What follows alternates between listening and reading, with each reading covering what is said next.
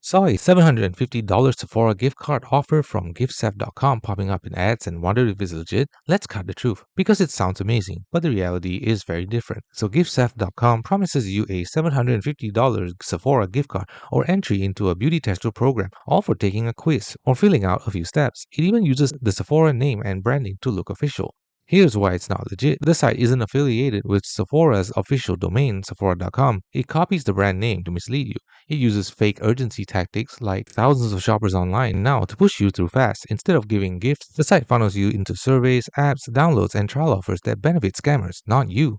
The real goal is to harvest personal data and get affiliated commissions. You never receive the promised reward. Online scam checkers also flag giftsafe.com as high risk and unsafe, with low trust scores and suspicious activity, classic hallmarks of phishing scam sites. The bottom line, giftsafe.com is not a real way to get a $750 Sephora gift card. It's a scam using Sephora's name to lure you into offers, surveys, and possible data harvesting. You won't receive what they promise. Safe tip, always check promotions directly on official brand sites or trusted partners, and never enter sensitive info on offers that seem too good to be true. Thanks for watching. Don't forget to like and subscribe for more videos.